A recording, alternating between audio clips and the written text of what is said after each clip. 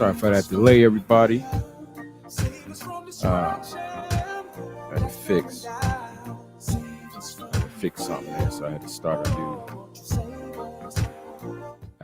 a new broadcast. So I'm just making sure everything is working now. It says I'm live in 3 areas. It's the first time using this software. Seeing some other guys use. So I'll try it out, see how it works. So okay, I see Facebook's on. Let me see if it's on the ministry channel. I'm just double checking, make sure everything's on, guys. And then I should be able to see the comments too. So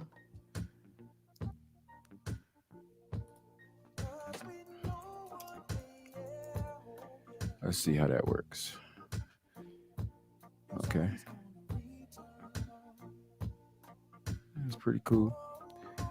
Let's let a notification go out right quick, and then get started. I'm just double checking, make sure everything's on everywhere it's supposed to be.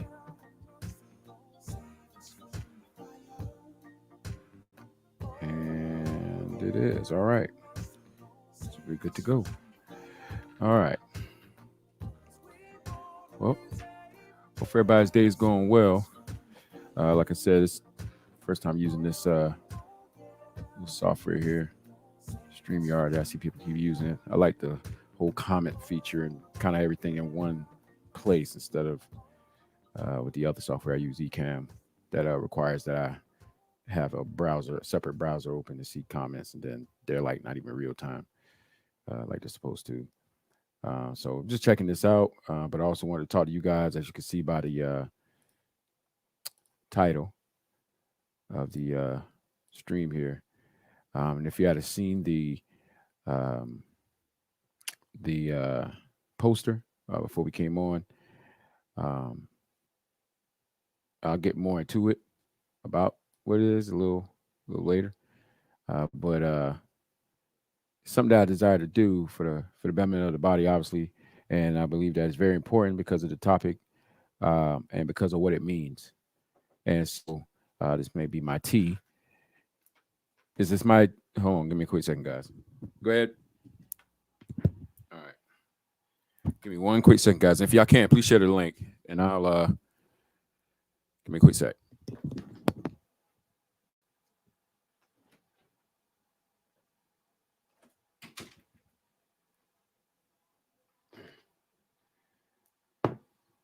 All right.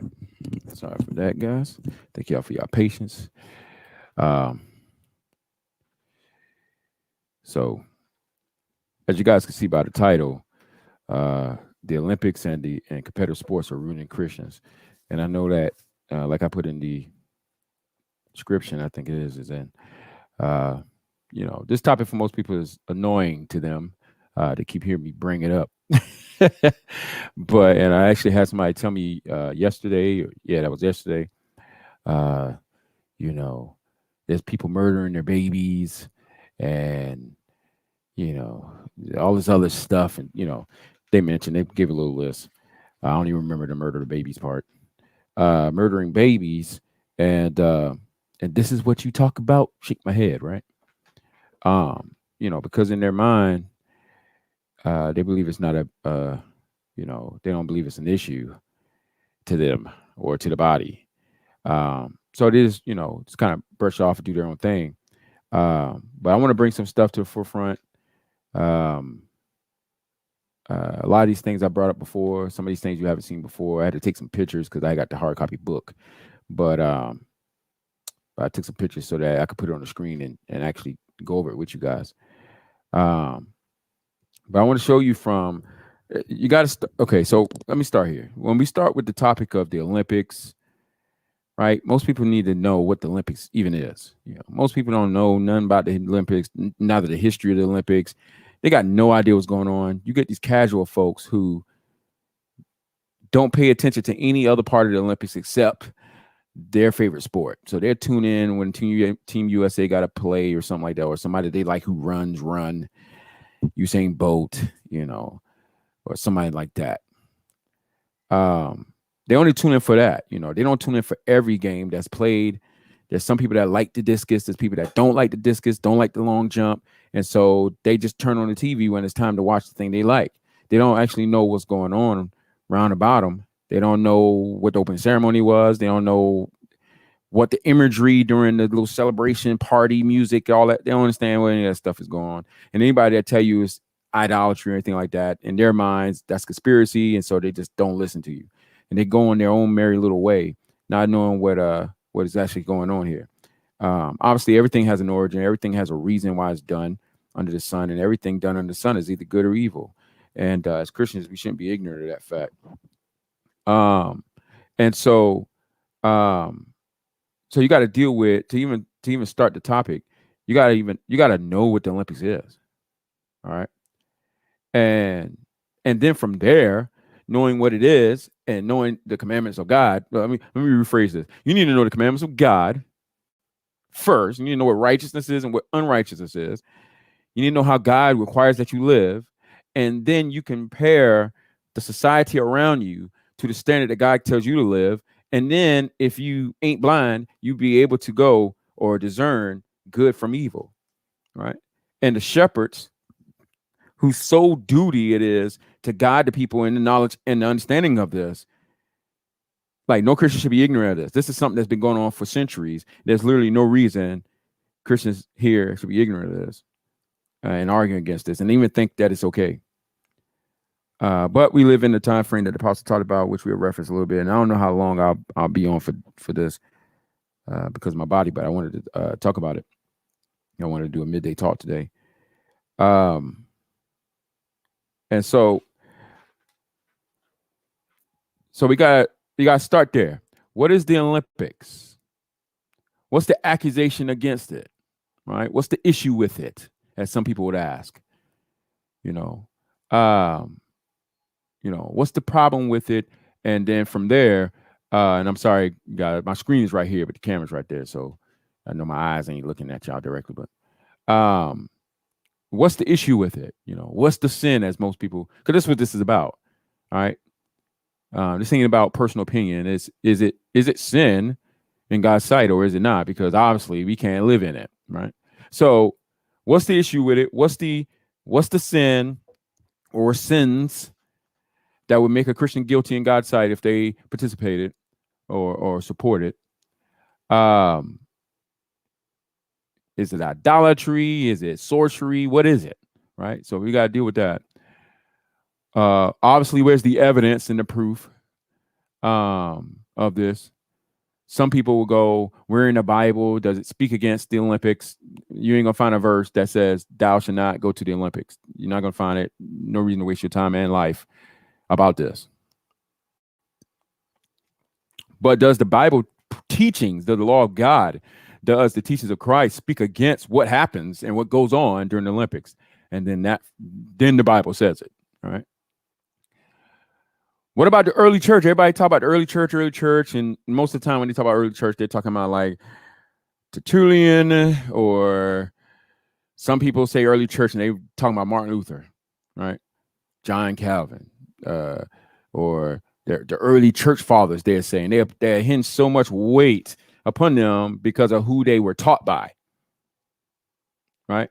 So, hey, they were taught by or sat under this particular apostle. So if he says it, then surely the apostle agreed. Oh, man, that's foolish. That's a foolish way of thought. The apostle himself even warned Timothy. He said there's going to be many that rise up even from among your number, right?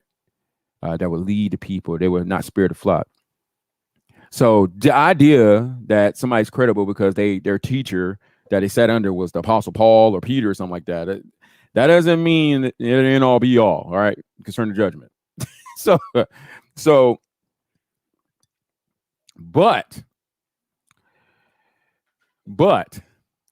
through people who observed the church, obviously during the times of Christian persecution, and saw what was going on while the Christians were being persecuted, or what led to their persecutions, we got to look at that because this is how they lived. So we can learn from the way that they lived, which led to their persecutions, uh, the character and the lives that we should live, and it sheds light on the teachings of Christ and what things meant. You know, councils were good and great and everything like that. You know, for the most part, I guess. Some heretics were removed, some heretics remained. You know, the things about council is not that God came down from his throne and made the judgment and all impurity. There were some people that weren't heretics that were treated as heretics. There were some people that, you know, were heretics and they were treated like they were. That's the case in everything. The Apostle Paul and them were seen as heretics. They were accounted for as heretics. They were called a sect and a heresy, right? Obviously, we wouldn't believe that's true, but that was the case during their time. So even Apostle Paul and them, who we say are, you know, true apostles, even during their time, they were known among people as a sect or as as heretics. All right. So, you know, so that's why you guys see on this channel, I don't get all into this whole eisegesis, exegesis. Everybody want to talk the fancy talk languages and everything. And even though they got definitions, the applications though, don't be so quick to fall for the okie doke when people throw those words around. Whether they say the word cult, you know, or whether they say the word you eisegete, that doesn't mean that the person actually eisegeted. Or you exegeted that properly. That don't mean that the person actually did exegete it properly. All right. These are words, they have definitions, but you know, the application and how it's thrown around, you know, so don't be so quick to fall for the okie doke. There's people that's called false prophets that are not. There are people that are called true prophets that are not. So don't get blindsided by titles and words and definitions. That's why Christ said, you're known by their fruits. All right. People can hide behind terminologies and philosophies and very smart sounding, high thought, you know, rhetoric, but and through smooth speech and etc. And could deceive the hearts of the naive, like the scripture says.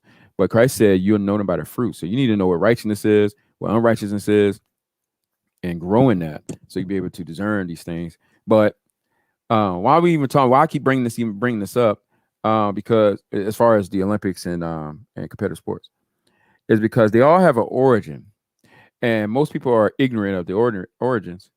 And so, but the church understood its origins. And when I say early church, I mean the apostles themselves. They understood because these things existed during their lifetime. So if there are people or historians or people who observed Christians or wrote about them in these books and things like that, you know, that through records and things that were obtained, understood how they were moving around, and which led to their persecutions regarding topics, you know, and I'm talking about the apostles specifically, because, you know, the people that followed them, you know, it could be not. But the apostles, who we believe were sent by God and who are the true apostles and who did lay down the foundation of the faith that everybody else was just supposed to follow, if we could find evidence regarding them and how they viewed something, then we need to take that with all seriousness. Third, second, first century, you got false teachers that started to rise up at that point, and among the churches. And so you got to be very careful who you hinge yourself upon in those matters. So if we can have evidence through the apostles' teaching and from any source, if you know people love to say sources, so this will be more of a source lay down thing here, of how the apostles themselves moved around regarding this topic that I'm about to bring up. Then we need to take that with all seriousness, and we need to reform ourselves to that pattern, and not follow the men of today's age who tell you the Bible's silent, and they tell you there's essentials and non-essentials. They want to sweep everything under the rug. They want to talk about liberty and grace all the time, and nothing's ever evil in their sight except a few things. So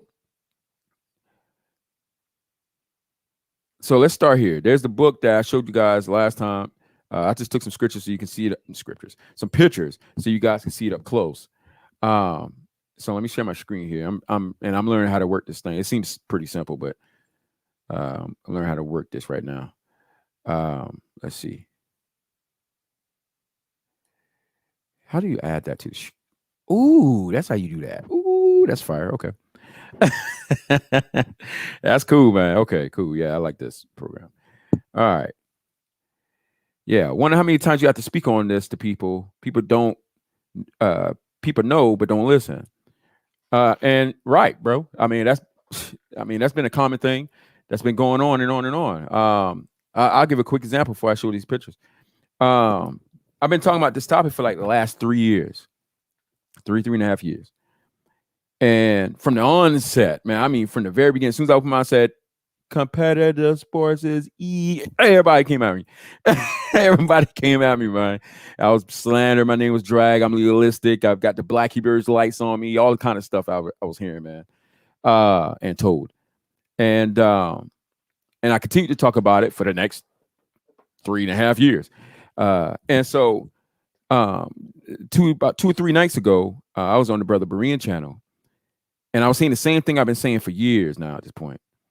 And I was being slandered in the comment section, legalistic. I had elders on the panel saying I was, obviously being legalistic and spying out people's liberties and all kind of stuff, man. And the same evidence that I've been laying out for 3.5 years that nobody was listening to, everybody just thought they knew. I showed just a smidget of that same information that I've been showing for how long. And then the whole panel goes quiet. Oh, I ain't know about that. I ain't know. Yeah, of course you didn't know about that, man. You was not listening. You weren't listening, man. You didn't take it serious. You did a knee-jerk reaction. You scoff at, the messenger of the Lord that was trying to warn you. And did your own thing because it was all about grace and not spying out liberties and all that. And then I show you again the same thing I've been trying to show y'all for so long.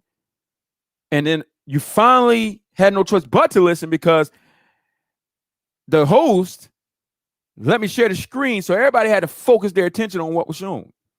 And then once it was shown, then it was, I ain't know that was going. I ain't know all that. So that's just an example of this issue. Been talking the subject over and over and over again. But some people know, but don't listen. Other people don't want to know, right? Their grandkids are involved. Their children are involved. Their church has sports teams. They taking trips to the Olympics. They got their favorite athlete that they love and aspire to be like and win medals and gold and all this and use its platforms for themselves to preach about Christ. Everybody got their aspirations, how they want to somehow merge Christ in with the heathen stuff around them. And so this is what's been going on. So there's something that I've been reading to you guys, for a while.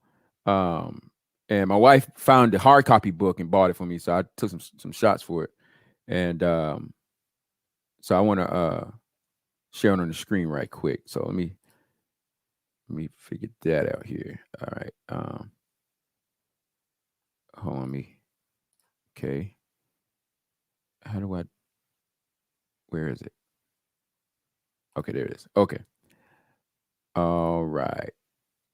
Boom, there we go. So there's a book, all right, and it's multiple books like ancient church histories. This one's called Christianity Through the Centuries, but it's a book about ancient church history, all right, and so it's called Christianity Through the Centuries: A History of the Christian Church, written by Earl, and some people I told him Charles for some reason. I don't know why I thought his name was Charles, but anyway, it's Earl E. Carnes. And there's a section in the book that talks about Christian persecution under Rome. And, of course, Christians talk about Roman persecution all the time. Not bowing down to Caesar and everything like that.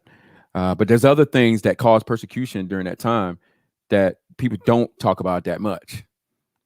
And that other thing that caused Christian persecution is what we're talking about right now. All right. You guys got to understand, these coliseums and stadiums that you guys see like in ancient Rome, those old football looking stadiums, the coliseums and things like that, that the modern day stadiums and arenas pattern their designs after. Those stadiums and those games, the Romans adopted from the Greeks. All right, they adopted these things from the Greeks and they turned them into more formal sports. But so these things ain't new; they're old. All right, and to understand their origins, you got to understand the society in which they were built upon. All right. This didn't come from the church. This didn't come from the apostles. They didn't have basketball games. They didn't have boxing matches between believers or believer versus unbelievers. They didn't have discus games and things like that among the church. This didn't come from the apostles. This was not their way of life. They lived separate from that, as we're about to see. But the society around them, though, was a different story. But you're talking about in Olympia, Greece, that we read about in 1 Corinthians, or in history, period, or like you're about to see here, or Roman society. Okay, so the society around them had these things. So if it's holy and if it's good, and people like to use the fact that the apostle used these things as examples in his lessons, and they assume that since he used it as an example, therefore there's nothing wrong with it, because in most people's minds, they think the Bible, when it's telling you how to live, it only uses good examples. It only uses righteous stuff. It's hard for some people to understand that you can use evil to teach Christian principles. It's hard for people to understand that. But that's literally what the apostle did. That's literally what Christ did, right? When he said, I'm coming like a thief in the night. What was that to make you think of? You ever heard of a thief? Yeah.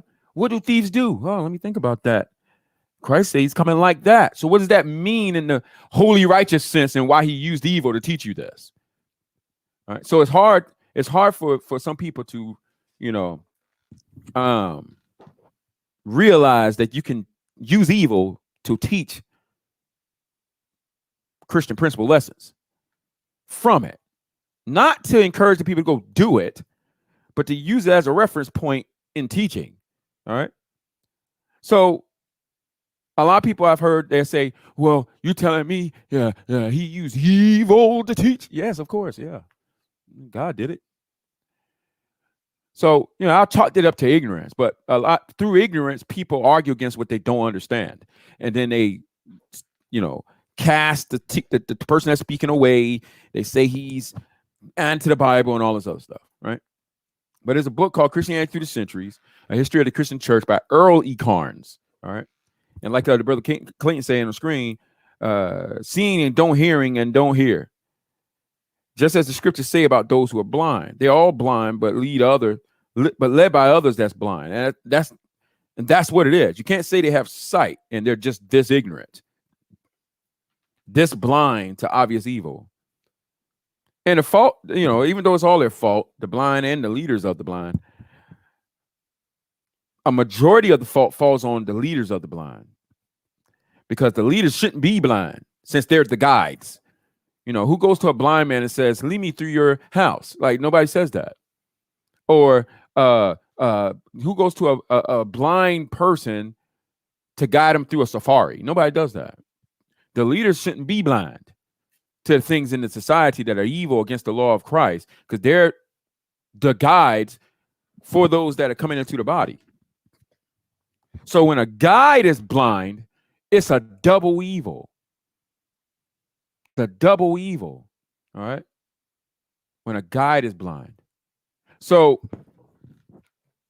that's exactly what's going on. I know that, people have undying loyalties for their guides.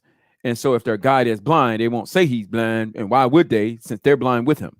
So here's this book, all right? So here's one of the pages in this. I should have took a picture of the little side thing so you can see what page it was on. But the parts I highlight, I want to point to, all right? And it talks about Christian persecution during the Roman Empire, all right? Let me turn this room light off here so my eyes be blown away by all this light. And let me turn this down just a little bit. Actually, let me change the color temperature that way. There we go. So it says, and y'all should be able to see that pretty good on the screen.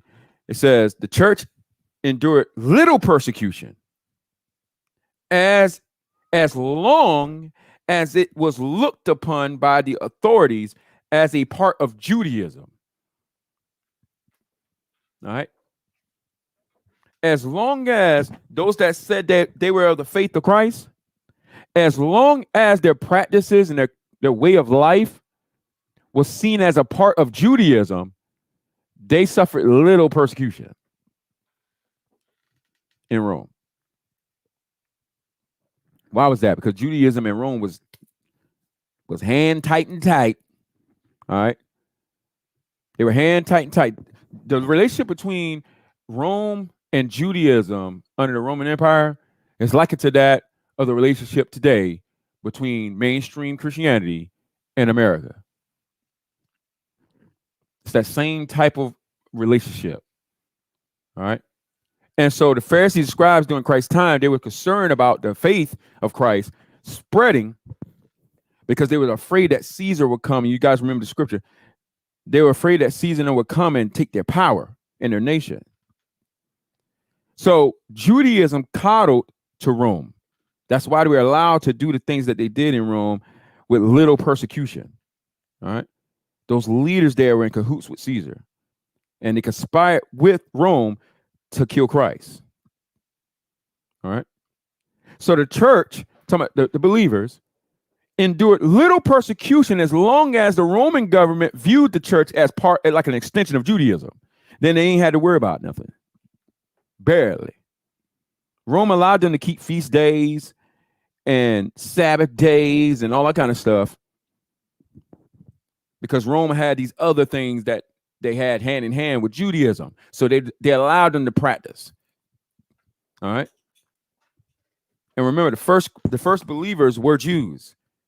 And even in the book of Acts, when they first converted, they continued a lot of the same old customs. All right. It wasn't until the Gentile converts, uncircumcised Gentiles, started converting and coming over where you didn't have the issue of like Romans 14 and things like that. When it was just church, when it was just the Jews, Jewish converts and the proselytes that converted to Christ, it didn't matter if all of them were of weak conscience, still thinking they were, obligated to feast days and stuff. They were growing the knowledge of that. But when the gospel started spreading to the Gentiles who were never obligated to Moses, they never had to not eat pork or be circumcised in the flesh or anything like that. And now they're coming into the church, not having no conscious obligation to these things. The Jews who did feel that way started to persecute them. And that's what you see in Romans 14. And so the apostles had to deal with that. That's when you had those contentions arise, and the apostles got nipped that in the butt. There was no reason for them to worry about that at first when they were just the gospel was just going to Jews and proselytes. All right. So, but as long as the Roman government viewed the church as a part of Judaism, they suffered little persecution. All right. Look upon the authorities as part of Judaism, which was religio licita, or legal sect. This would be the equivalent of 501c3s today. 501c3 churches are seen as legal sects or legal religious organizations. All right. But as soon as Christianity was distinguished from Judaism as a separate sect, and might be classed by the Roman society as a secret society. You know how people call the Freemasons and, these underground places, call them secret societies because they meet underground or in the nighttime and all kind of stuff. There's something you need to learn about the early church. As I said, don't get carried away by titles and words people use. All right. So it said, but as soon as Christianity was distinguished from Judaism as a separate sect and might be classed as a secret society, it came under the ban of the Roman state. The Roman state categorized the Christian faith as a secret society, and therefore it was made illegal to practice openly the Christian faith because it was not a part of Judaism. All right. And so it came under the ban of the Roman state, which would brook no rival for the allegiance of its subjects. It then became an illegal religion, and as such was considered a threat to the safety of the Roman state. And it's going to go further into detail about this threat to a Roman state, because it wasn't just these people just believing on Christ, and you just think that's alone going to be your profession is just the threat to the state. Rome didn't care if they professed Christ at first, as long as they were seen as an extension of Judaism, meaning in their practices. But as soon as the practices of the Christians differed from that of Judaism, and it was made a clear separation from Judaism, then you have intense Roman Christian persecution in Rome. It then became an illegal religion, and as such was considered a threat to the safety of the Roman state. The state was the highest good in a union of state and religion. There could be no private religion. All right. Religion could be tolerated only as it contributed to the stability of the state. What keeps a state stable? Well, if all its subjects are in total obedience to the government, if in everything, if the religious practices doesn't have you withstand the government structural powers. So, for example, Caesar proclaimed himself as a lord, and they would worship him and bow down and all this kind of stuff. Well, obviously, that's against the law of God for believers. So the fact that we simply obeyed God's commandment and wouldn't bow down to Caesar or call him Lord, that was seen as a threat to the stability of the state. And for the heathens government, they would view that as you could incite the other people to revolt. Not because you're saying revolt against the government, but by your lives of only serving one Lord. And so religion could only be tolerated only as it contributed to the stability of the state. And you see that now. You Christians are only tolerated in a Republican, Democratic political system as long as you contributing to the stability of the state. The minute you go against either parties, they won't deal with you much longer. You should come out anyway, since it divides the body of Christ. But once you do that, now you open yourself up to the same ridicule the Christians did under Rome. Many of you don't want that. That's why y'all fight so hard. Think America is the Christian nation and all that kind of stuff. And you're trying so hard to manipulate all the laws and make it the kingdom of God. But as the Lord is showing you, ain't nothing you're going to be able to do to avoid this persecution that's coming.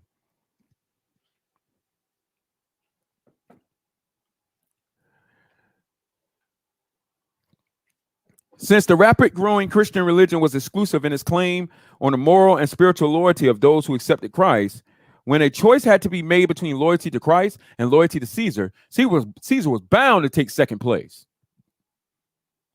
This was conceived by the Roman leaders bent on preserving classical culture within the framework of the Roman emperor state.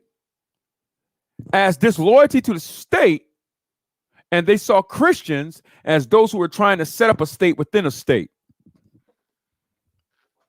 When the apostle made the statement, he said to the Christians that were dragging each other to the heathens' courts when they had issues with each other, and he said they were committing sin by this. He said, ain't none wise among you that can judge these matters. Don't you know you should judge the world and judge angels? You can't judge these smallest of matters here. He said, why not just rather be defrauded and suffer the loss? You've done evil just by dragging your brother before the unbelievers. And you do this before the unbelievers? He said, what business is it of mine to judge those outside the church? God will judge those outside the church. You judge among yourselves. That's a state within a state. If another Christian robbed another Christian, you don't go to the heathen courts for that robbery. You go to the judges among your people. That's the way it's supposed to be. Christians are integrated with Rome around here that half of them don't even know this. And whose fault is that? It's the shepherd's fault.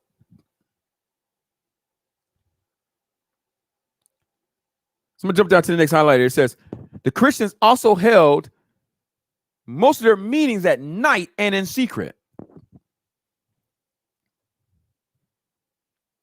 Most of the believers' meetings was at night and in secret, meaning in the houses and in basements or in caves.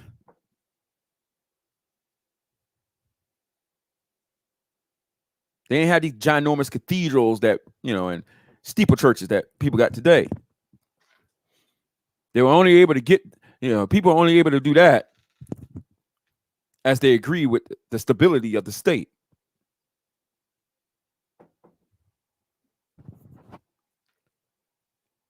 Christians also held most of their meetings at night and in secret. To the Roman authority, this could only mean nothing else than the hatching of a conspiracy against the safety of the state. And imagine the gospel and what the gospel teaches about the end all of all kingdoms. This Jesus Christ y'all profess to believe on teaches one day he's going to come and set up his kingdom, which would require the current kingdom you live in physically to end. And you believe that, and y'all teach that among yourselves, but you meet at night or in the secret, not out in the open. So to the heathens that have heard of this faith, in their minds, they think you're an issue. You're gonna start a revolt. You're gonna cause a civil war or something, and they become paranoid and start persecuting you as a result of that. Just like children of Israel persecuted in Egypt, not because they were doing something evil to the Pharaoh, but because the Pharaoh saw how God had blessed them and increased their number, and he said, "Look at these people. Look how big they are and numerous. They're joined with our enemies and fight against us. Let's take them into slavery." You don't have to do something evil for somebody to do this evil to you and think you can cause some revolt.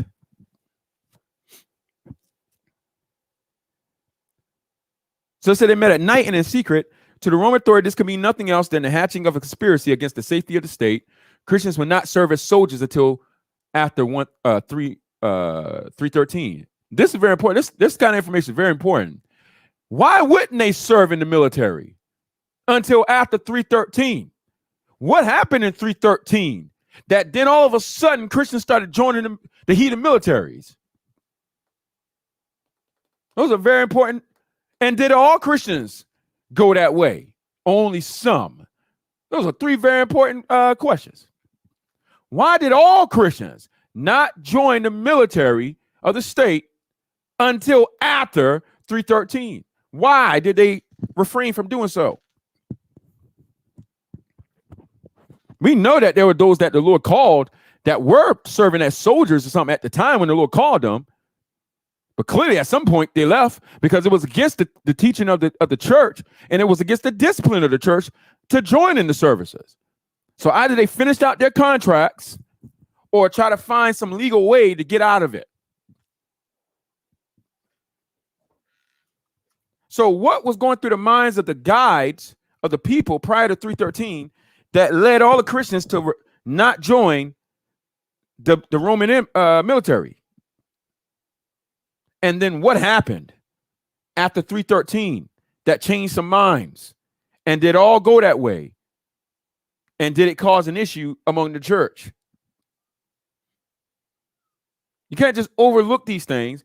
These are accounted for historical events. Something happened in the minds of some people.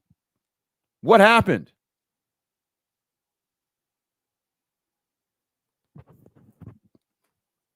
Let me jump down because we're working our way to this whole Olympics thing. The Christians had no idols and little visible paraphernalia of worship.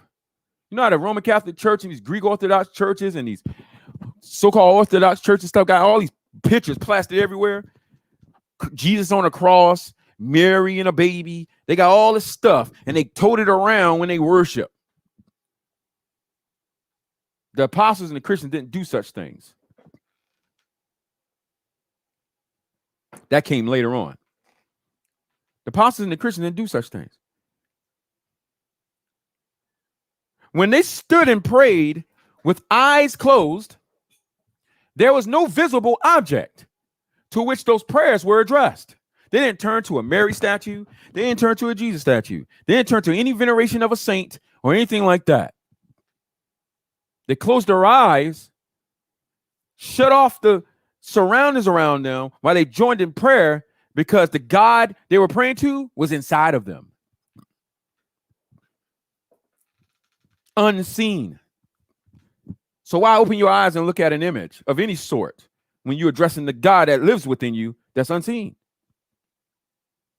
So they stood with eyes closed, and there was no visible object to which those prayers were addressed. This could mean nothing else but atheism to the Romans, who were accustomed to symbolic material manifestations of their gods, which is why they had statues, why they had symbols plastered all over the place. Because when they would pray, they looked upon something. But the Christians, when they prayed, they looked upon nothing. They looked to Christ, but Christ ain't in front of them with their, that they can see with his eyeballs. He's in them by his spirit, unseen. So they close their eyes. They don't need no image. I'm going to jump down to the next highlighted area. Misunderstanding concerning the meaning of eating and drinking, the elements of representing Christ's body and blood, easily led to the rumor that Christians killed and ate infants and sacrificed to their God. So among the Roman society, because they're, heathens that don't understand nothing, when they heard of the faith and heard of the communion that we partake of, in their carnal minds, since this wasn't some practice you did out in the open with the heathens, this was something done privately as the Christians gathered together, there was a rumor started, as it just said. And the rumor was that because of what Christ said, their carnal minds that can't receive nothing from the Spirit of God, they assume Christians were eating their own kids.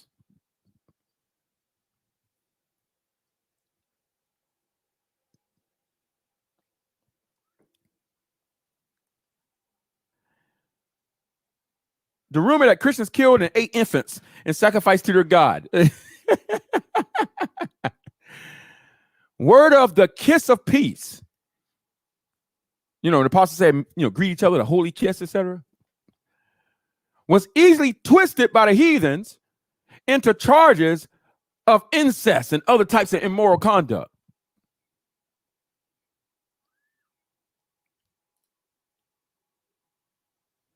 Repugnant to the cultured Roman mind. It made little difference that there was no truth to these rumors. Just like people today, they're quick to spread anything, rumors of all sorts if it sounds good. But they won't put that same energy when another article come out and say, yeah, that was not accurate. That was actually false. That person actually didn't do that. Nobody uses the same energy to post the truth around. But under this section called social problems, it says this: Christians separated themselves from pagan gatherings at temples, theaters, and places of recreation. All right, just give me a quick second. I want to show something. Because we have to address this, guys.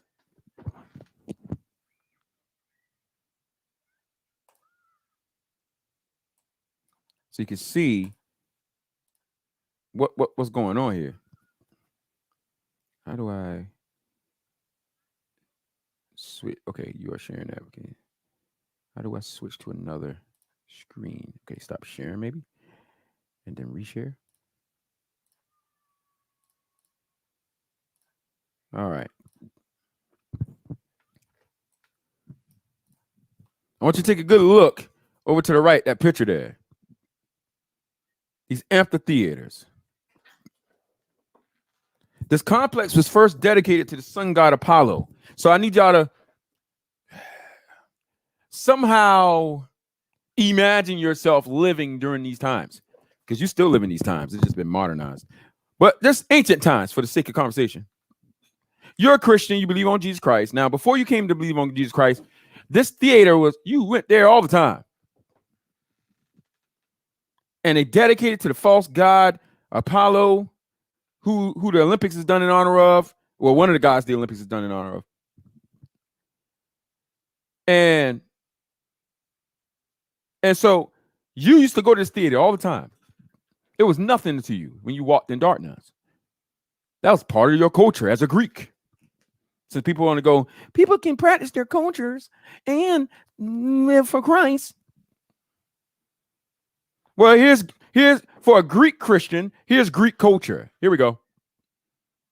Going to the amphitheaters. This complex was first dedicated to the sun god Apollo and then to his adopted son, Asclepios, who was considered to be exclusively the deity of healing, one of Apollo's powers. All right. So they had their superstitions and their false beliefs regarding their little false gods. But it's amphitheater. All right. These are where plays went on. All right. This would be like your modern day going to the Apollo Theater and watching the Hidden Colors stage play or something like that. That's what this is. All right. That's what these theaters were back in the day, where the hypocrites, where you get the word hypocrite from in the Bible, hypocrite in the Greek. This is where that word derives from. People in their masks and costumes acting out these roles and plays. All right. Doing all manner of evil and things God hates, just like people do today. And the things that they were doing, their actions, followed the will or the works of a spiritual power, namely Satan. All right. And so in their actions, this was done in worship to demons, which is why they, the whole thing about Apollo and everything like that. What people don't understand is everything is an act of worship. I don't know why people think there's some things that's religious and some things that's not. Everything that's done under the sun is an act of worship, either to God or to the devil. Don't forget that. You can't walk around talking about, offer my body is a living sacrifice, holy and acceptable to God, yet there's some parts of life that ain't religious or an act of worship. You can't be forgetful. If you're offering up your body, how often should you offer it and when? Every day I die daily. Okay, so that means every day, all day, as you battle with the flesh and the different facets of your life, the acts and works that you perform is religious. It's done in honor of some God. Hopefully the true God. Or if you live according to the flesh, you're living in honor of another God. That ain't really a God, but a demon. You can't be forgetful, brothers and sisters, of that. The apostles taught us that for a reason. So if you remember that, then you won't be fooled by these people that go, it's just a game. It's just a sport. Okay, this sport is either done in honor of God or in honor of a demon. Which one? Let's look at the works. When you eat, you either eat in faith or not in faith. And whatever's done not in faith is of sin, and sin is of the evil one. Anything else? How about how you dress? How you think? How you talk? Your jobs. Are you lazy or do you work hard? Every action in a man's life is an act of worship. It's religious all the time, 24/7. God don't want no part-time worshipers. So this theater where the stage plays and stuff went on, which in most people's minds is, it's just a movie, it's just a play. This is where the movie industry comes from. It's just a game, it's just a play. Yet, the apostles understood something that most don't today. And it's because of that reason. Let me go back to the screen right quick. Go back to the thing I was reading to you guys. I wish they just had a button you could just easily toggle between the share screens. All right, hold on.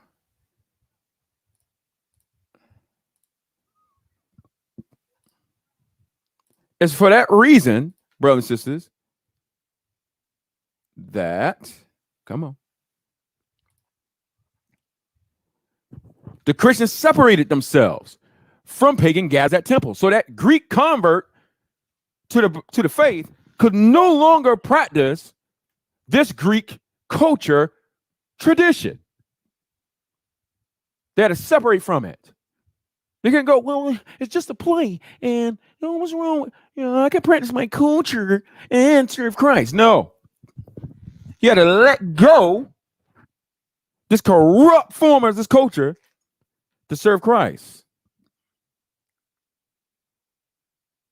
But not only the temples, the idol temples, like Zeus and Heston and all that, where the Olympics Games flame ceremony is held, but the theaters where they did their plays and things.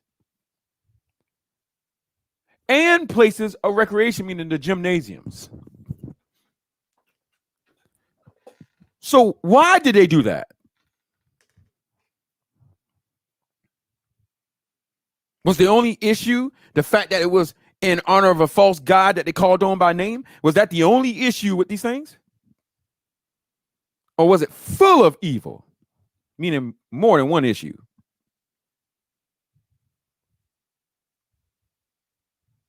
So why didn't they go? Meaning deal with that. And why shouldn't we go today? Did something change? Did it not, did it become, did somebody Christianize it? Did it make it pure or something now? What is this? Is it still done in honor of false gods? These would be the kind of questions that somebody will ask. Not somebody come out of the woodwork and go, well, what about Starbucks? What about Mercury tires? No. What about this that we talking about?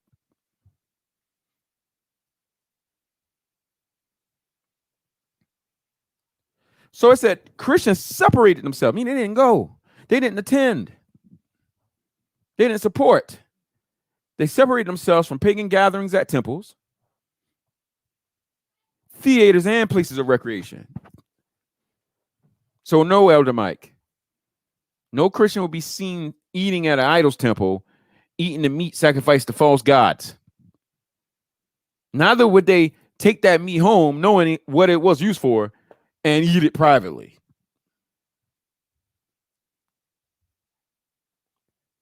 And so it says, this nonconformity, just like Paul said, don't be conformed to the patterns of this world. This is it. This nonconformity to accepted social patterns, meaning the thing that most society does, hold at high levels of esteem and think nothing's wrong with it. This nonconformity to accepted social patterns brought down on them, talking about the Christians, the dislike that the nonconformist always faces in any period of history. So is it any coincidence for those of you that know the truth and are living it? Is it any surprise that people call you legalistic and they want nothing to do with you? You're such a virus to the body of Christ, like somebody called me one time before. That they view you this way. Sad part is your brethren that view you like that.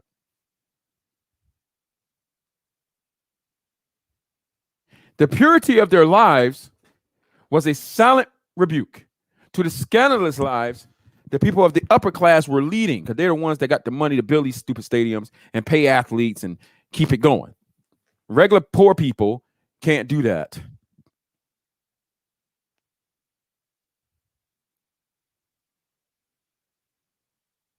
The Christians' nonconformity to existing social patterns led the pagans to believe that they were a danger to society and categorized them as haters of mankind who might excite the masses to revolt. Revolt against who? The stability of the state.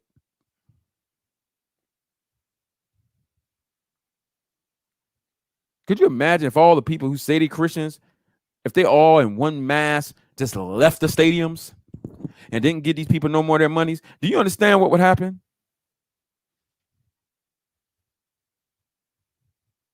I'm going to give you one example. If it wasn't for Christians, especially black Christians, Tyler Perry wouldn't have what he got today. He made his fortune to even get up where he at now off of Christians. He told us, I remember going to his plays as a young man And after the play, he would give his testimony. He'd talk about how he was poor, sleeping in a car, and all that kind of stuff. And excuse me.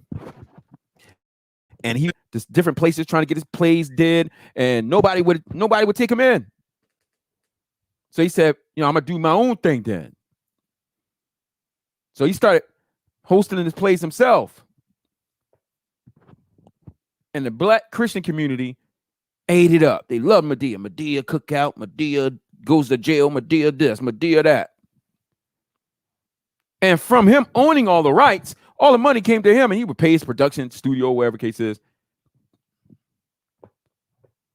And through that and investing, using that money, obviously we see what he has now. Now he's at a level where he don't need Black Christians to sustain himself. He shoots all kind of content for every crowd. When he started off, Madea was a predominantly Black culture, Black grandma who threatens everybody and threatened with guns and dysfunctional family type of thing. Supposed to be a Christian, so she gives little lessons here and there, and then she threatens people with guns and curse because he built the character off his aunt.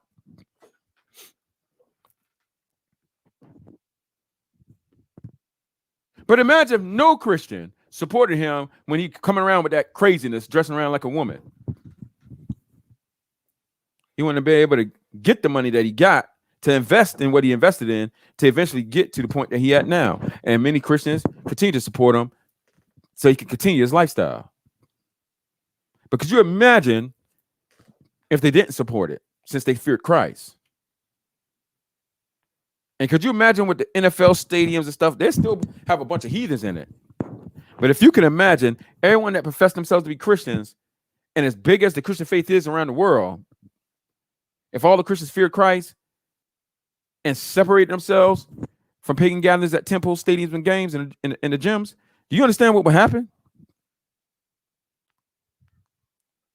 You would really be a threat to the stability of the state, and you bring down that persecution. They got persecuted for righteousness' sake.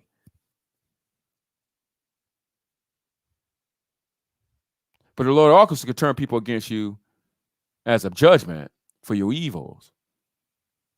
And that's what's happening to the churches now.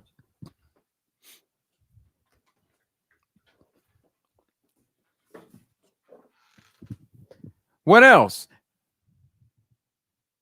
And it must not be forgotten that economic considerations, meaning the money and the flowing through the nation, the economic considerations played a part in the persecution of Christians. So it wasn't just they just walked around and said, I believe in Jesus, and therefore your head got chopped off. No. It wasn't just from mere profession all the time. Matter of fact, at one point, they barely saw any persecution when it was just off a mere confession. But when their confession led to separating themselves from pagan society, it started to impact the economy around them, and they wouldn't be loyal to the government and all its wishes, even evil ones, mostly evil ones. It brought down persecution. The opposition that Paul received from the idol makers of Ephesus, who were more concerned about the danger of Christianity to their craft than to the damage it might cause Diana worship. They're more concerned about the fact that, you got to imagine, as people converting and not going to get idols no more, it's hitting the pockets of the idol makers. This is affecting their livelihood. This is how they take care of their kids, if they had any. This is how they paid their bills. This is how they ate. And the teachings of Christ was taking that away from them. Their livelihood. Yeah, their family would suffer, absolutely. It's the Lord making them suffer as he withdraw people from doing evil. So I brought these things up multiple times. Nobody ever want to focus on this. Why? Why did Christians separate themselves from pagan gatherings at temples, stadiums, and places of recreation? This ain't the only place. that this is accounted for. Let me show you one more. I'll show you in the BibleHub.com. Even it accounts for it. So give me a quick second. Ooh, what's going on here? It won't stop sharing my screen. Hold on. What, the program froze? What's going on here? Let me see something.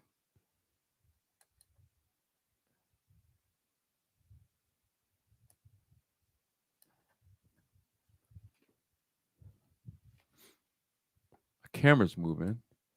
The clock's not moving. And the program is not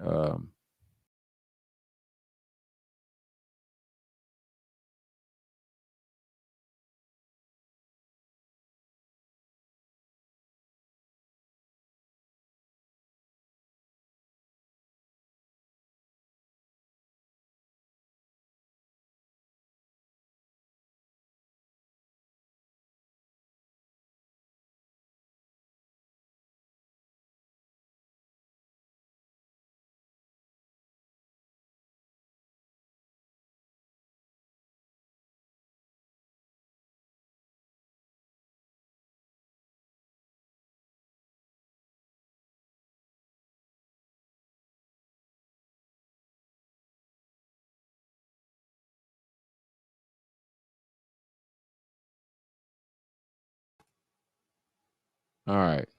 Yeah, I don't know what happened there. I don't know how long this thing was man. I don't know how long it was frozen, guys, because my camera nothing happened to my camera. And oh man, that thing been gone down for like 20 minutes probably. That sucks. Whoever's listening, what's the last thing you guys heard?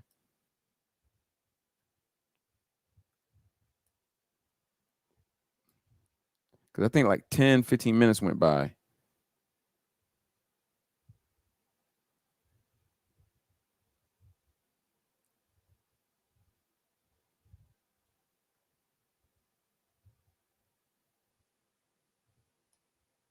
So if anybody's still here, what's the last thing you heard for those that have been listening?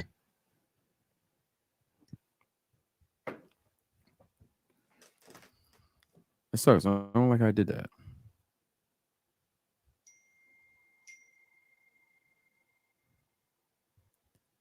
Live shouldn't be broken anymore. Give me a quick second, guys.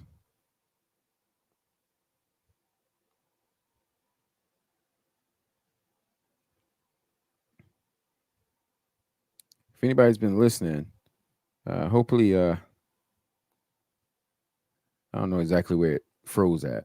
I looked up at the clock. It's at 49 minutes, 58 seconds, and because I was trying to close my sharing screen, but it wouldn't do it. I'm like, what the world? So it crashed, but it didn't close anything out. So, and my camera still was showing the live feed, so I thought the stream was still going. But then I saw the clock froze at 49 minutes, 58 seconds. So I refreshed the screen. It wouldn't do anything. So I had to go back to the regular part of the website, come back in the room. And now it's telling me an hour and 3 minutes. So this has been down for y'all for like 10 minutes, 10 or more minutes.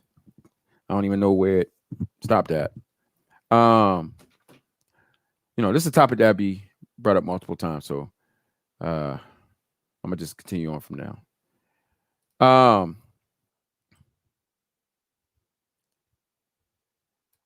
Let me pull up this video right quick.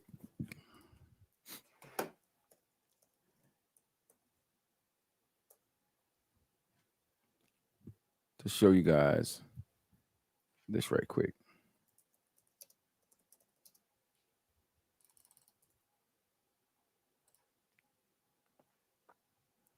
All right, let me share my screen. Hopefully it don't crash on us again.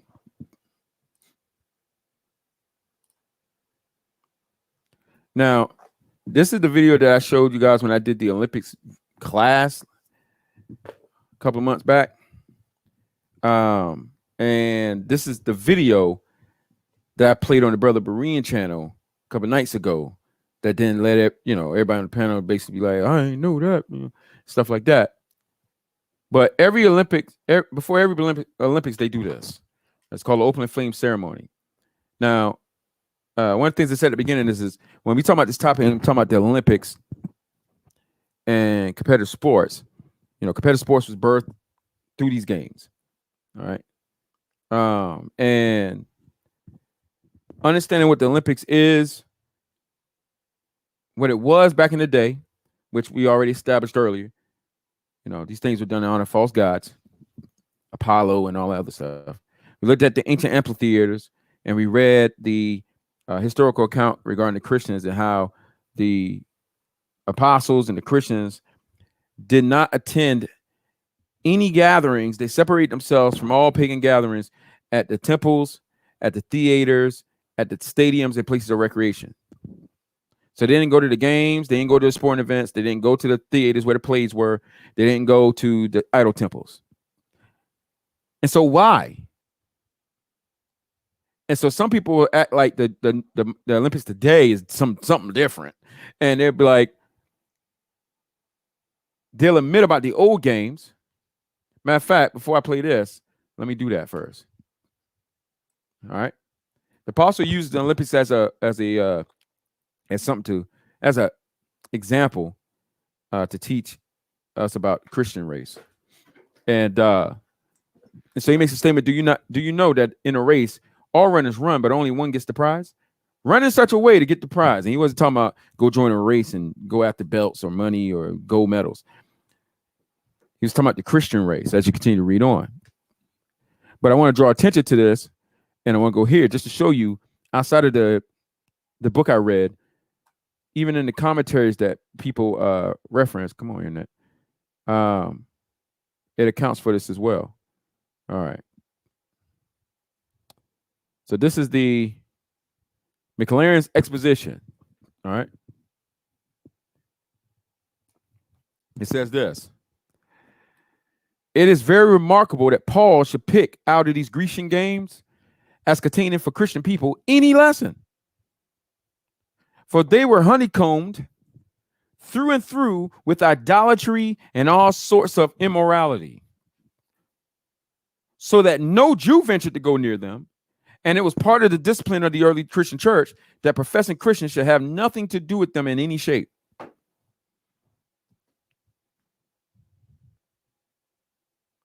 So during Apostles' time, he wasn't listening to people talking about it's just a race, it's just horse racing, it's just discus, it's just a sport. He wasn't listening to that. And none of the Christians. Unlike most people today that are ignorant of many things, they understood there in Corinth the Greek culture and these games and what these things were about. And so coming into the faith, they had to depart from all those things. And that's why that historical book I read you guys said that the Christians separated themselves from pagan gatherings at temples, stadiums, places of recreation. Because they were full of idolatry, pagan immorality. And here in this Bible commentary, it accounts for the same historical fact. So they were full of idolatry and all sorts of immorality. All sorts of immorality. All right.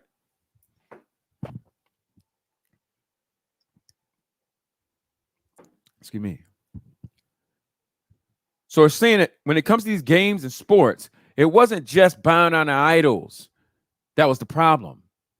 It was more than idolatry. And that's the point I've been trying to tell you, brothers and sisters. It's more than just idolatry. You got more teachers of Christ that these things violate, that there's no way you can serve Christ and do these things. But many teachers have laid aside Christ's teachings, and they're ignorant of Christ's teachings and ignorant of God's law and ignorant of the way of righteousness. They know a couple of things. They talk nice. They seem caring. All they know is, love your neighbor or something like that. So they put on the "I love you" voice and might do soup kitchens or something like that. But when it comes to the holy faith and the holiness of the faith, they're ignorant of. And so they tell you your daughter can be part of the high school cheerleading squad and serve Christ. They tell you you can be the drum major in your carnal school band and direct them playing all the garbage that they love to play. You could be part of the Bumblebeeettes or whatever they're called. You know how the HBCU got them little names for the little dancing girls of the band. You could be a Christian and do that. Walk around in dumb clothes and dance the way they dance. You could do that and serve Christ because it's just a band and it's just a function. And, you know, and your parents are over there in the stands rooting on their favorite football player on the team or something, decked out with their face painted.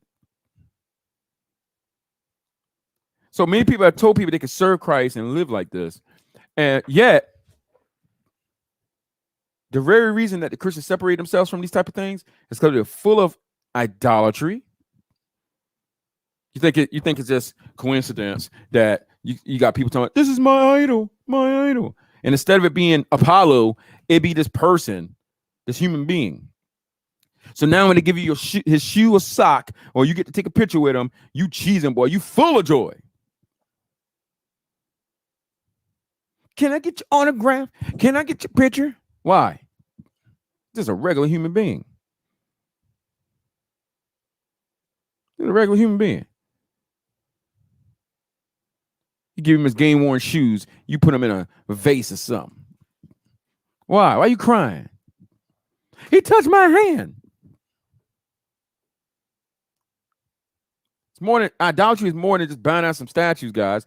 Greed amounts to idolatry. Greed of anything amounts to idolatry. You don't need no statues for that. And you don't have to call on a false god name to be guilty of idolatry.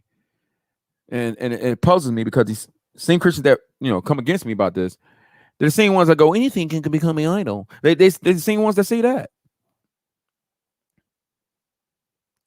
But these things are full of idolatry and all sorts of immorality, meaning various kind. Whether you're talking about immodesty, whether you're talking about lying, whether you're talking about filthy speech, whatever it is, it's full of all sorts of immorality. And that's the point that I'm making about the Olympics and competitive sports. Not only is it full of idolatries, but all sorts of immorality. All sorts of immoralities.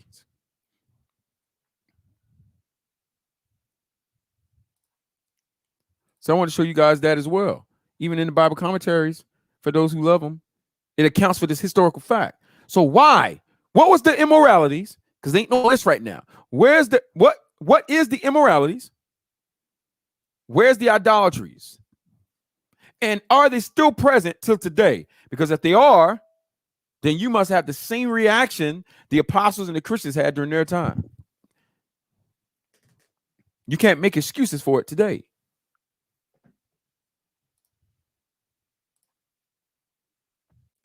Seems to me throughout the history, the greatest hindrance and threat to the body of Christ is the unbelieving, how profess at the church. I'm not sure. Maybe that was mistyping there. Actually, the greatest hindrance isn't the outsiders. The greatest hindrance is those within the church who think like outsiders. They're the greatest hindrance. It's easier to minister to somebody outside the church than it is for somebody in the church. They're the most stubborn to deal with. But let me show you this now. So now that you've seen the ancient ones is full of idolatry unto false gods and all sorts of immorality, what about today?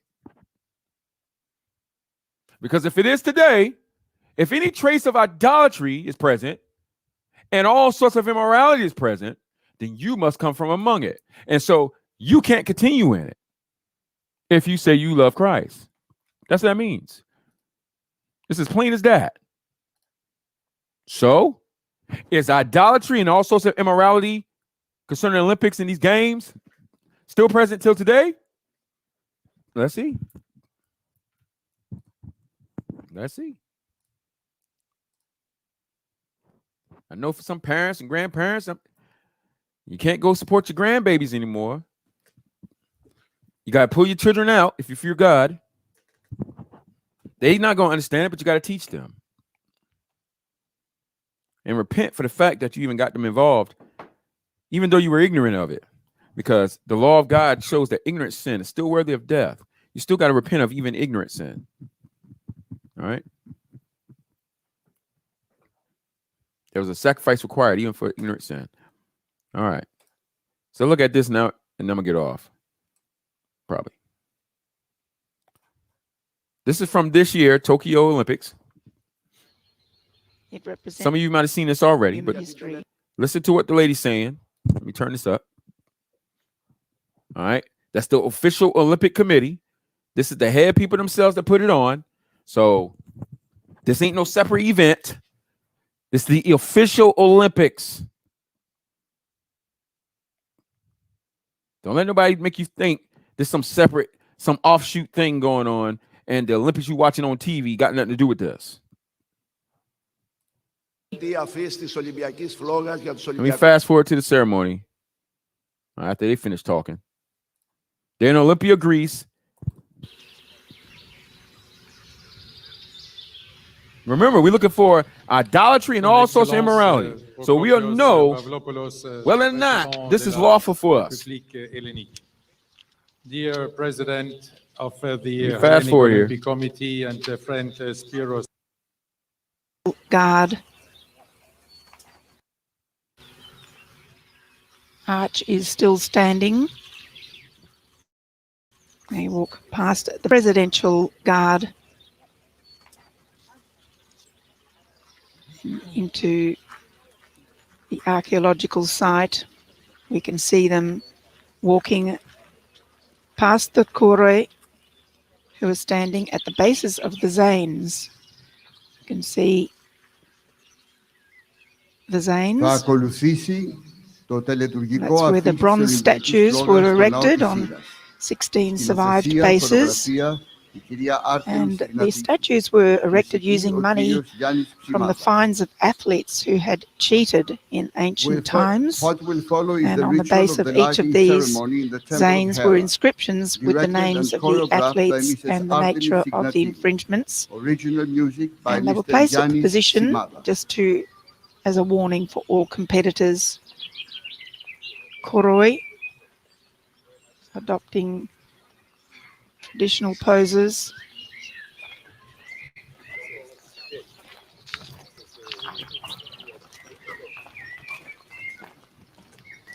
It's a short walk through to the Temple of Hera.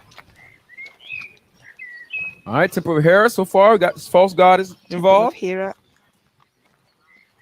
built at the end of the 7th century BC. And we can see the priestesses waiting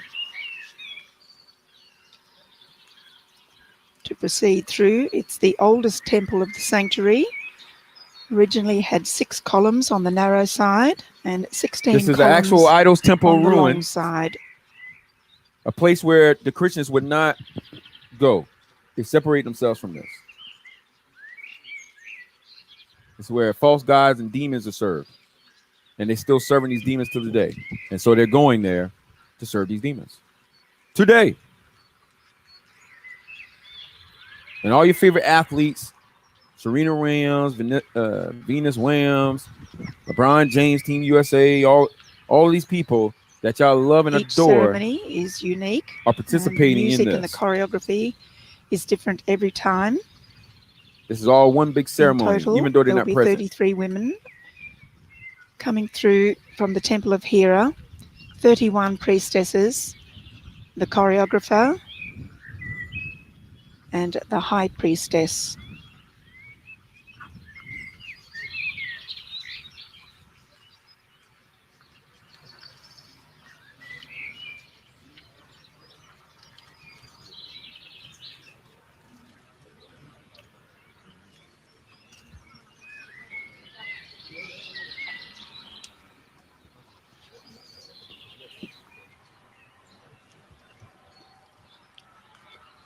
I'll fast forward a little bit. I want to establish where they were. They're about to begin the ceremony. And here's the high priestess coming. The lady in the middle. Choreographed the presentation ceremony from 1964 in Tokyo through to 2006 in Torino. There was no lighting ceremony in the Olympic Games, in the ancient Olympic Games, and there was a permanent flame burning.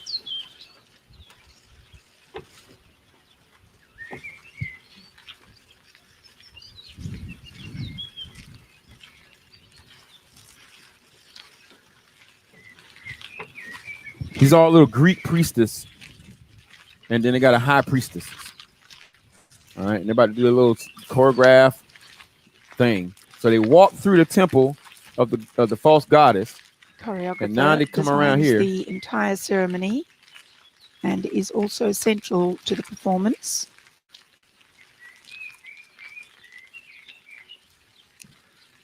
All right. Here's the high priest. She's going to say a prayer.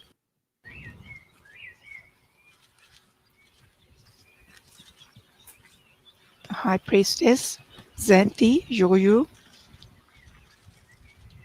will now do a prayer to the god Apollo. Ιερά σιωπή, να ηχήσει όλος ο αιθέρας, η γη, η θάλασσα και οι πνοές των ανέμων, όροι και τέμποι, ψυχή. This would be the equivalent when the apostle said he was walking through Greece and he beheld their devotion. And from that, he said to them, when he went to preach to them about Christ, he said, I see that you're all too religious. Right? Yes, he's walking through the land.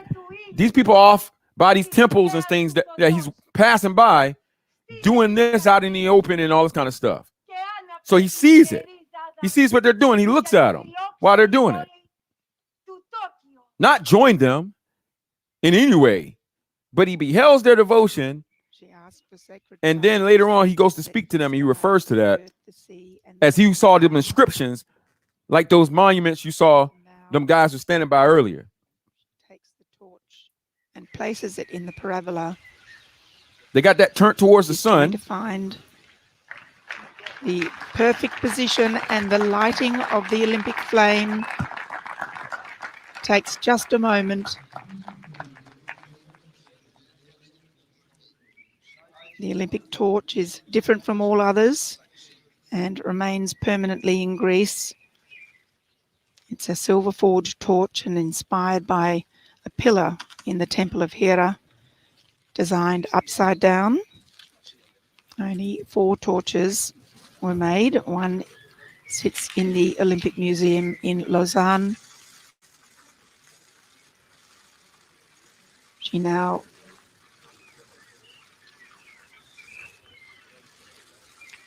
lights the Estiata, is waiting to receive the flame, the fire. The Greek Don't word you brothers and Estia sisters means understand home. what you're witnessing right now? Ceremony, That if these people don't repent, the Lord's going to Ignacio kill them. They're going to be describes destroyed. it even stronger by They're going to be cast translating into it the lake of as outer. the heart They're going of to the be cast house. into the lake of fire, into outer darkness. If they don't repent of these evil that they're doing right now, that you're seeing right now. So do you understand the holy anger Flame God been has transferred as from this is the being torch done right now? to the bowl. The torch remains at the altar of Hera. So that torch And they the lit, it group just of- said it remains at the altar of Hera that they still have till this day. They do this in honor of the false god. So that torch they lit just now is inspired by one of the pillars of her temple. They light the flame. That torch remains at her altar. But before they go and place it on her altar, let me fast forward.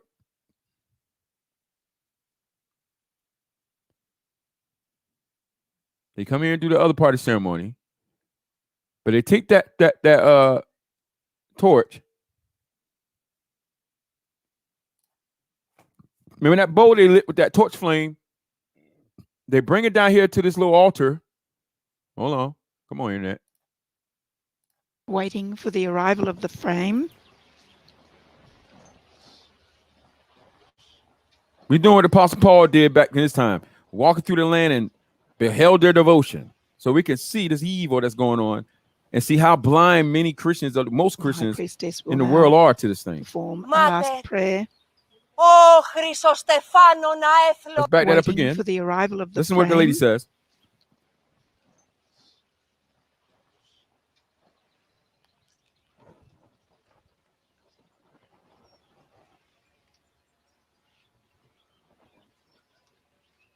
The high priestess will now perform a last prayer. Oh, Χρυσοστεφάνων αέθλων, Olympia, idols again. Δέσποινα αλαθείας, ηναμάντιες άνδρες. Then the flame is transferred to the Olympic torch. She holds it aloft with the olive branch, which is representative of Zeus. Παράδοση της Ολυμπιακής φλόγας από την προφέρεια Ξανθή Γεωργίου στην πρώτη λαμπαδιδρόμο. And then here's the lady who's going to start the torch relay of the modern day Olympics. She comes with the official Tokyo torch that the host country made, and they bring it to Olympia, Greece. After this ceremony's done, to Apollo and all that, Hera and all that, and then they do this. And remember, the torch the lady just lit remains at the altar of Hera. She will now hand over the torch to Anna Korakai, the first torchbearer, the gold Olympic medalist in shooting in 2016 at the Rio de Janeiro Olympic Games. So this girl, even though that girl right there didn't say the prayer, she joins in the prayer. She joins with the ritual by joining herself to this ritual called the Olympics, done into the honor of false gods. And every athlete, every participant, every cameraman, everybody that participate to broadcast this and make this happen, all join in with what had taken place here, this religious ceremony. And they transfer the flame. Receives the flame in the torch, the Tokyo Olympic Games, designed with the cherry blossom motive. So they do that, and then, hold on. How do you spell Tokyo?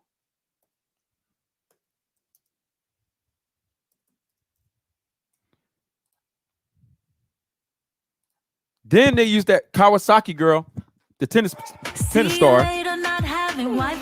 All right. Yeah, we don't want no stupid copyright for this. Hurry up. So she starts the torch relay. They transfer the flame in the torch from the Temple of Hera to Tokyo, Japan. And then some people run around. That's that same torch. As they bring the torch relay to a close.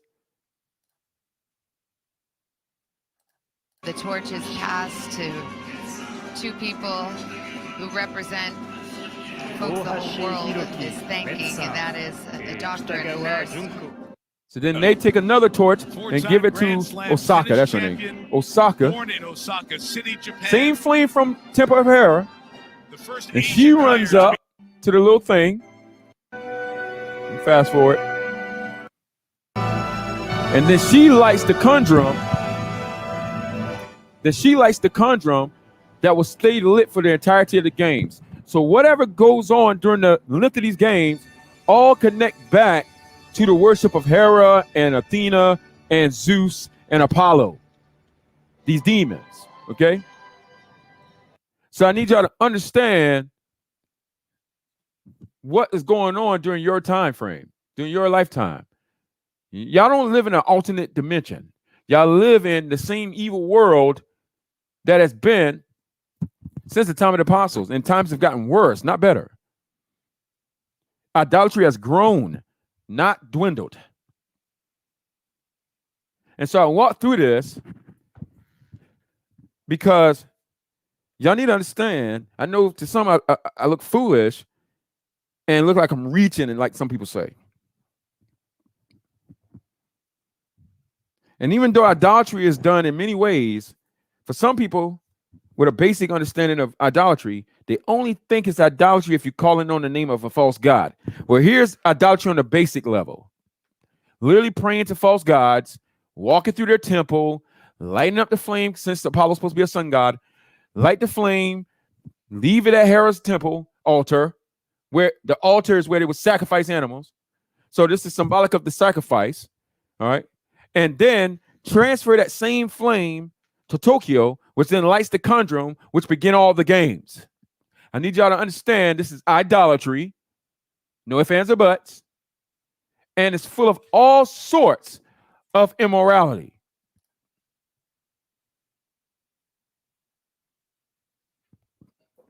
All sorts of immorality. So it's not a small matter. This is not a non-essential. It's not an essential of the faith matter. This is a super essential of the faith. When we talk about the Olympics and these games, this is in direct opposition to the essentials of the faith, for those that love to say essentials of the faith.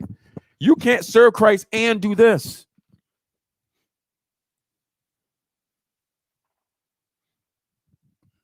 You can't partake of the cup of the Lord, communion, when you around your Christian brethren, and then jump on a plane and go and participate and support idolatry.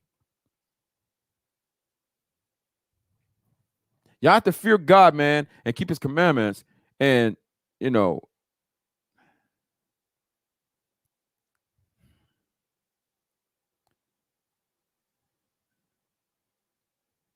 oh boy.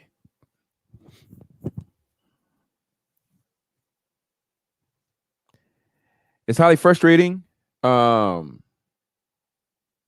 because you get more views when you're being drama, arguing with Black Israelites or something.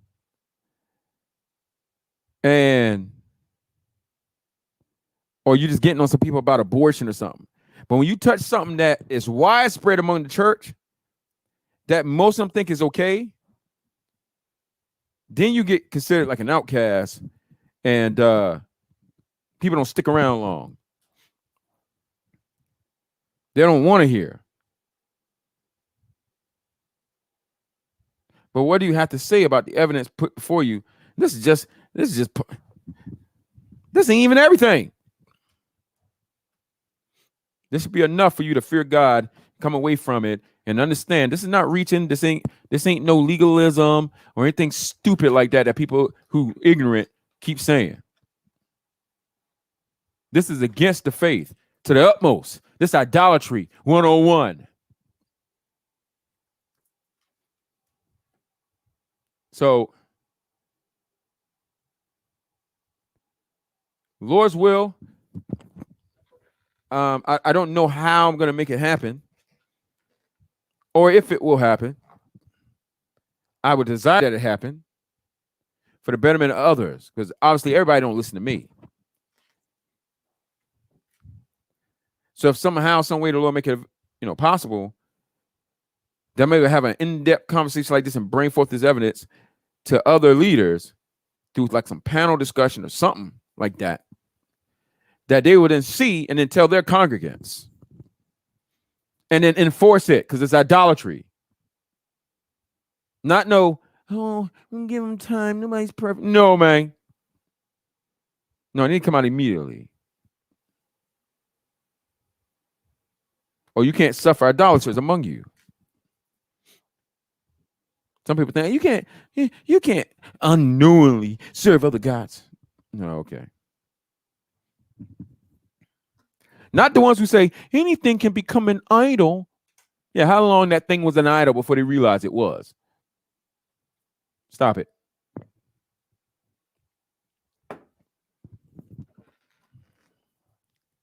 There's men all the time ignorantly worshiping what they don't understand. Just like Christ told us, told the Samaritans, you worship what you know not. You worship what you don't understand. Apostle Paul told the Greeks, this God whom you worship without knowing.